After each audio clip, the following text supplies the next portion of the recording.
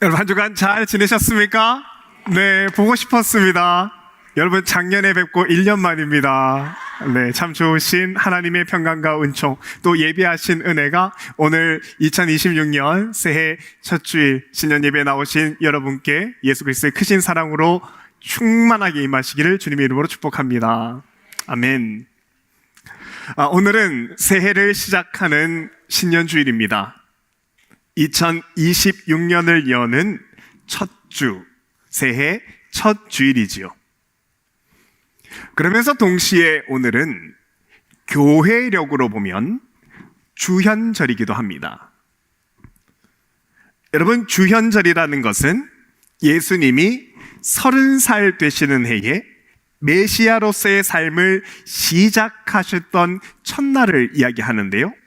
예수님께서 당신이 하나님의 아들이시다라는 것을 드러내는 날이지요. 이날 예수님은 세례를 받으심으로 하나님의 아들이심을 드러내셨는데요. 그래서 오늘 말씀에 보면 예수님께서 세례를 받으시자 하늘에서 성령이 비둘기처럼 임하셔서 주님이 하나님의 아들이심을 드러냅니다. 그런데 여러분, 이 장면에서 한 가지 질문이 있습니다. 오늘 예수님이 하나님의 아들이심을 드러내는 이 장면에서 왜 성령님은 비둘기처럼 임하시는 것일까요?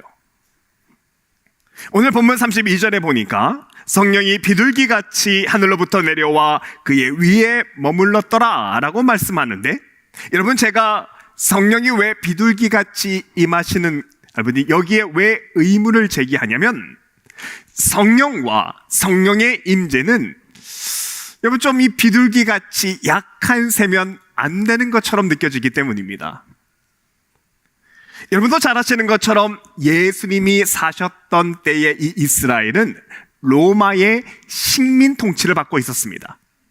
그래서 마치 우리나라가 일제강점기에 억압을 받았던 것처럼 이스라엘도 이때 로마 제국에 의해서 큰 억압을 받고 있었는데요. 그런데 이 로마 제국의 상징이 독수리였습니다.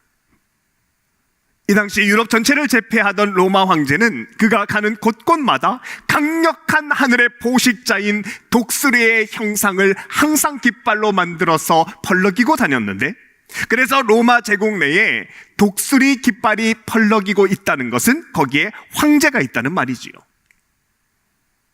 그러면 여러분, 이렇게 한낱 인간 황제도 그 상징이 독수리인데, 그런데 비둘기라니요. 예수님께서 파닥파닥거리는 비둘기라니까 너무 약하게 느껴지는데요. 특히나 이때가 예수님이 하나님의 아들이심을 드러내는 때라면 여러분, 최소한도 죽지 않는 불사조 피닉스나 맹금류 중에서도 가장 크고 강하다는 남미 수리 정도는 되어야 될 것 같은데, 그렇지 않고 성령이 비둘기처럼 임하셨다? 여러분, 이것은 좀 약해 보이는 것이 사실이죠. 여러분, 이때 성령이 비둘기처럼 임하셨다, 비둘기처럼 내려오신 것은 비둘기가 가지고 있는 특별한 상징성 때문인데 무엇일까요? 비둘기가 무엇을 의미하는 것일까? 여기서 잠시, 물론 목사님, 비둘기가 의미하는 것은 평화입니다 라고 말을 하고 싶으시겠지만, 비둘기가 평화의 상징인 것은 현대에 와서 그 의미가 붙여진 것이지 성서시대 비둘기는 평화의 의미이지는 않습니다.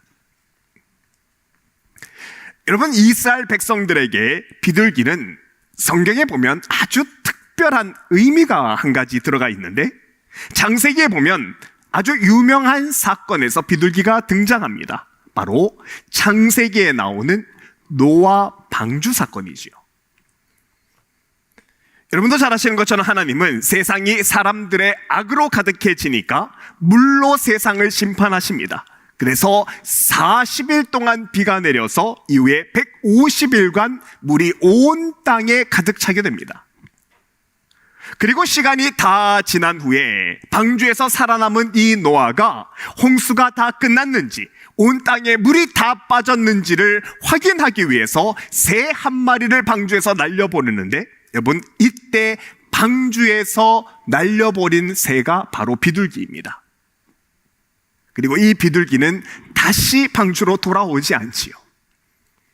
왜냐하면 홍수가 다 끝나고 땅이 그 모습을 드러내고 있는 때였기 때문에 비둘기가 다시 방주로 돌아오지 않았는데요. 그렇기 때문에 유대인들에게 있어서 비둘기란 이제 하나님이 예비하신 새 시대가 열렸다는 것을 의미합니다. 모든 고난과 심판과 저주가 끝나고 하나님이 예비하신 새로운 시절이 시작되었음을 보여주는 건데요. 그래서 주님이 세례를 받으실 때 성령이 비둘기처럼 임하는 겁니다. 이제부터 이 예수님으로 인해서 고통과 저주와 고난이 맞춰지고 하나님이 아들이신 이 예수로 인해 새 시대가 선포되었음을 선포하는 겁니다. 근데 여러분, 바로 이 장면에서 하나님이 우리에게 보여주신 중요한 포인트가 한 가지 있습니다. 오늘 본문에 보면 예수님이 세례를 받으실 때 성령이 비둘기같이 임재하심으로 하나님의 아들이시다라는 것이 선포되었는데, 그런데 여러분, 이 선포가 있다고 해서 사람들이 주님을 따르지는 않았다는 겁니다. 여러분, 이것을 우리도 경험하지요? 사람들은 우리가 예수님의 이름을 단지 선포했다고 해서 예수님을 믿지 않습니다. 우리 신앙인들이야 마태, 마가, 누가복음의 말씀을 듣고서 예수님에 대해서 배워 알지만 주님을 모르는 사람들에게는 주님의 이름이 선포되었다고 해서 예수님이 전해지지 않지요. 왜냐하면 사람들은 우리의 말을 듣는 것이 아니라 우리의 삶을 보기를 원합니다. 특히나 요즘처럼 크리스찬들이 세상에서 세상 사람들과 똑같은 것을 구하고 세상 사람들과 똑같이 사는 이때에는 더욱 말만 한다고 해서 전도가 안 되는데요. 그래서 오늘 본문에도 보면 예수님이 비둘기같이 임하셨던 성령의 모습을 보였다는 그 장면으로 본문이 끝나는 것이 아니라 이야기는 또다시 이어집니다. 바로 오늘 본문을 기록한 제자 요한과 안드레가 예수님이 살고 계시는 마을로 직접 찾아갔다라는 것으로 본문이 이어집니다. 그리고 이 둘은 예수님이 사시는 마을까지 찾아가서 예수님의 삶을 확인해 봅니다. 본문 38절에 보면 랍비여 어디 계시오니까 하고 요한과 안드레가 예수님이 어디 사시는지 물어서 그곳을 직접 찾아가고요. 그리고 이들은 한나절 내내 예수님이 사시는 곳에 가서 그곳에서 시간을 보냅니다. 38절 뒷부분을 보면 그들이 가서 계신 데를 보고 그날 함께 거하니 때는 10시쯤 되었더라. 예수님이 사시는 동네 직접 가서 하루 온종일 예수님의 삶을 지켜보지요. 이로써 요한과 안드레는 예수님의 삶을 두 눈으로 확인을 합니다. 그들은 주님의 말이나 주님이 보여주실 기적이나 메시아로서 보여줄 병고침의 그 능력이 아니라 주님이 실제로 어떤 삶을 살고 계시는지 직접 들여다보는 것이죠. 예수님의 인격과 성품, 예수님의 행동들을 동네 사람들에게 물어보고 또한 동네 사람들과 예수님이 어떤 관계를 맺고 사는지를 확인하였는데요. 근데 여러분, 놀라운 것은 이들이 예수님의 삶을 다 들여다보고 난 후에 하는 말이 바로 41절의 말입니다. 우리가 메시아를 만났다라고 말을 합니다. 요한과 안드레는 이제까지 예수님을 그저 좋은 가르침을 주는 랍비 정도로만 생각했었는데, 기적을 베풀 수 있는 선생님 정도로만 생각했었는데, 그런데 예수님이 사시는 모습과 그 삶의 형장을 직접 확인하고 들여다보고 난 후에 주님이 진정 하나님의 아들이시다는 것이 고백되어지더라는 겁니다. 그러면 여러분, 이 예수님의 모습은 우리에게 우리 신앙에 있어서 정말 중요한 것을 이야기해 줍니다. 우리가 신앙이 있다는 것은 우리의 교회 안에서의 모습이 교회 밖에서도 동일해야 한다는 것을 말씀하는 겁니다. 왜냐하면 바른 신앙이란 예수님처럼 세례를 받고 은혜롭게 성령이 비둘기 같이 임하는 거룩하고 영적인 것이기도 하지만, 동시에 신앙은 우리 예수님처럼 말과 행동과 사람과의 관계 속에서 그 신앙이 삶으로 드러나야 하는 것이기 때문이지요. 그러면 어떻게 우리가 그리스도인의 모습을 드러내며 살 수 있는 것인가? 이 질문이 생기는데요. 여러분, 이 질문에 대한 대답이 바로 올해 우리 교회의 표입니다. 올해 교회 표어가 사람에게는 진심, 하나님에게는 전심인데, 여러분, 그래서 올해 표어는 이번 주와 다음 주 두 주에 나누어서 차례로 살펴볼 건데요. 여러분, 우선 사람에게 진심이라는 말은 교회 안에서의 나와 교회 밖에서 일상의 내가 똑같다는 말입니다. 교회 안에서만 거룩하여 교회 안에서만 말씀에 아멘하는 것이 아니라 교회 밖의 사람들의 관계 속에서도 하나님 뜻대로 똑같이 행동하며 사는 것을 말합니다. 그래서 성경 골로새서를 보면요, 여러분, 사람에게 진심으로 다가가는 것에 대해서 이렇게 설명합니다. 골로새서 3장 말씀인데요. 무슨 일을 하든지 사람에게 하듯 하지 말고 주님께 하듯이 진심으로 하십시오. 바른 신앙은 하나님 앞에서 하듯이 사람에게도 진심으로 주님께 하는 것처럼 사람에게 그 행동을 하라라는 의미인데요. 예를 들어 이런 겁니다. 제가 벌써 오래되었는데요, 서울에서 사역할 때 정말 유명한 곰탕집을 운영하는 집사님이 한 분 계셨습니다. 여러분, 이 곰탕집 집사님의 장사가 얼마나 잘 되었는지 옆에 가게도, 그 옆에 카페 가게도 다 가게를 사서 장사를 했더랬습니다. 그래서 이 집에 새해가 돼서 신방을 가면 얼마나 장사가 잘 되었는지 손님들이 아침 대바람부터 겹겹이 줄을 서 있습니다. 그래서 제가 집사님에게 집사님 가게는 어떻게 이렇게 장사가 잘 되는가 궁금해서 물어본 적이 있는데, 이 집사님 하시는 말씀이 이러합니다. 목사님, 저는 그저 곰탕 만드는 사람이지만 저는 곰탕 한 그릇을 만들어도 예수님께 대접하는 심정으로 만듭니다 라고 말을 하는 겁니다. 당신이 얼마 전 설교에서 들은 말씀이 있는데, 그런데 그날 내가 이 말씀대로 살아야 되겠다 마음을 먹었답니다. 에베소서의 말씀인데, 말씀이 이러합니다. 사람을 기쁘게 하는 자들처럼 눈가림으로 하지 말고 그리스도의 종답게 진심으로 하나님의 뜻을 실천하십시오. 이 말씀이었답니다.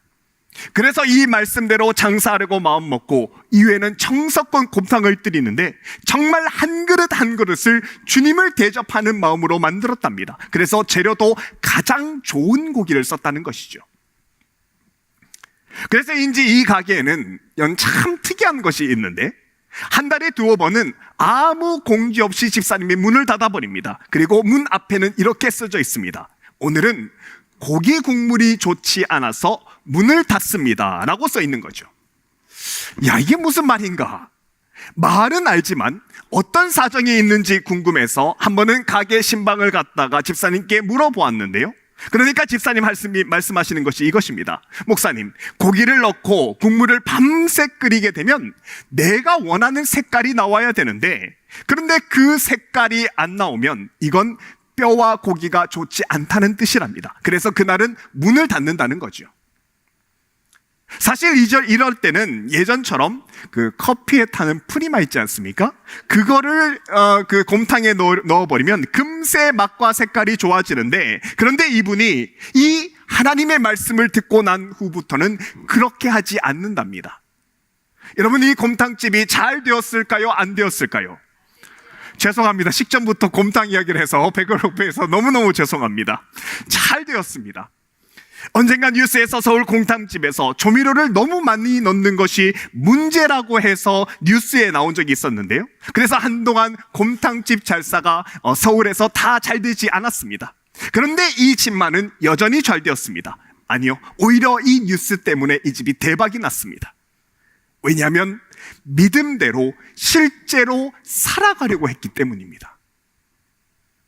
말씀대로 사람에게 하는 것을 하나님께 하듯 진심으로 하려고 노력했기 때문에 이게 가능했던 것이죠. 그래서 이분은 장사도 잘 되었지만 장사 자체가 신앙인으로서의 신앙 고백이 되었고, 그래서 이분은 삶으로 신앙을 드러내는 진심의 삶을 살더라는 겁니다. 그리고 이 말씀을 들으시는 우리 동양성교회 성도들은 이 진심의 삶 올 한 해 더욱 잘 살아내실 줄 믿습니다. 이 삶을 살도록 주님께서 크신 능력과 믿음 허락해 주실 줄 믿습니다. 그리고 여기서 한 가지 여러분 우리가 중요하게 짚고 넘어가야 되는 것이 있는데, 이렇게 사람을 사랑하고 진실하게 대하고자 할 때는 여러분 결코 내 방식이나 내 중심적으로 사랑하면 안 된다는 것입니다. 왜냐하면 사랑한다고 말을 하면서도 내 중심성에 갇혀 있는 사랑, 우리가 그 사랑을 할 때가 있는데요, 여러분 만약에 그런 사랑이 되면 그 사랑은 상대에게 폭력이 될 수 있기 때문입니다. 마치 이런 겁니다. 인류학자이며 플러시안학교의 성교학 교수였던 찰스 크래프트 교수님이 책에 쓰셨던 이야기인데, 제가 이 이야기를 아주 좋아합니다. 여러분 좀 말이 안 되긴 하지만 한번 주의 깊게 들어보시기 바랍니다. 따지시면 안 됩니다. 어느 더운 정글에서 있었던 일인데, 원숭이가 그리고 물고기, 원숭이와 물고기가 정말 친한 친구였답니다. 제가 따지지 말라고 말씀드렸습니다. 네. 어느 날 정글에서 우르르 쾅쾅 우레소리와 함께 큰 번개가 쳤는데요, 이내 하늘이 뚫린 것처럼 억수같이 비가 내립니다. 그래서 원숭이가 깜짝 놀라서 나무 위로 급하게 뛰어 올라갔는데, 그런데 원숭이가 나무 위에 올라가서 딱 보니까 앞불싸 내 베스트 프렌드인 내 정말 사랑하는 물고기를 연못에 그냥 두고 온 겁니다. 그래서 원숭이가 그 천둥과 번개 속을 뚫고 내려가리라라는 마음을 먹습니다. 그리고 그 미끄러운 나무 사이를 내려와서 연못으로 다가갑니다. 폭풍과 쏟아지는 그 위기 속에서도 연못에 그 물고기를 건져오기 위해서 위험을 무릅쓰고 나무 아래로 내려갔는데요, 그래서 물고기를 손에 쥐고 오지요. 그런데 얼마 시간이 지나지 않아서 이 물고기가 숨을 거둡니다. 그러니까 원숭이가 이 상황이 이해되지 않습니다. 왜 죽었지? 아니 내가 너를 살리기 위해서 얼마나 최선의 노력을 다했는데, 심지어 나무에서 내려와서 목숨까지 걸었는데 왜 죽은 거야 하고 소리를 쳤답니다. 그리고 더 슬픈 건 이 원숭이가 왜 이런 일이 일어났는지 정말 죽을 때까지 몰랐다는 이야기입니다. 여러분, 이건 우리가 사랑을 한다고 해도 이 사랑이 여전히 내 중심의 사랑이면 이건 상대방에게 폭력이 될 수 있다는 걸 이야기해 줍니다. 우리가 사람을 사랑할 때 조심해야 될 것이 내 중심이 아니라 상대방 중심으로 친절한 사랑이어야 된다는 그 말이지요. 다시 말씀으로 돌아왔어요. 여러분, 올 한해 우리가 신앙인으로 산다는 것은 교회 안에서뿐만 아니라 교회 밖에서도 내 삶에서 믿음이 진실하게 드러나는 삶입니다. 그리고 이 삶으로 여러분 마치 바람이 있다는 것을 눈으로 볼 수는 없지만 바람에 흔들리는 나뭇가지를 보면, 나뭇잎을 보면 바람이 존재하는구나 라는 것을 알 수 있듯이 눈에 보이지 않는 하나님이 우리의 선한 행동과 친절한 배려와 사람에 대한 진심 어린 태도를 통해서 내 삶에 하나님의 형상이 드러내는 삶을 사는 것입니다. 사랑하는 여러분, 올해는 우리의 교회 밖에서의 삶에서 주님의 향기가 가득 배어나는 향기로운 한 해가 될 수 있기를 바랍니다. 올해 교회 표어처럼 사람에게 진심으로 다가가는 내 삶으로 주님이 드러나는 진실하고 복된 우리가 되길 바랍니다. 그래서 내 삶을 본 다른 사람들이 저거지, 저게 믿음의 삶이지, 그렇지, 저런 인자한 말과 친절과 배려의 마음이 그리스도의 삶이지 하고 우리의 삶을 통해서 예수 그리스도께서 드러내고 하나님이 영광 받으시는 한 해가 될 수 있길 바랍니다. 그리고 여러분, 이렇게 살면 내가 먼저 행복해지는 겁니다. 하나님이 하나님의 뜻대로 사는 자에게 한량없는 기쁨과 은혜를 주시기 때문이지요. 이번 한 주 오늘 주신 말씀대로 사람에게 전심으로 사는 모든 성도들에게 하나님의 크신 은혜가 임하게 될 줄 믿습니다. 오늘과 2026년 새해를 사는 우리 모두에게 하나님께서 예비하시고 준비하신, 그리고 전심의 말씀대로 한 해를 살아가는 복된 여러분과 저의 한 해가 될 수 있기를 주님의 이름으로 축복합니다.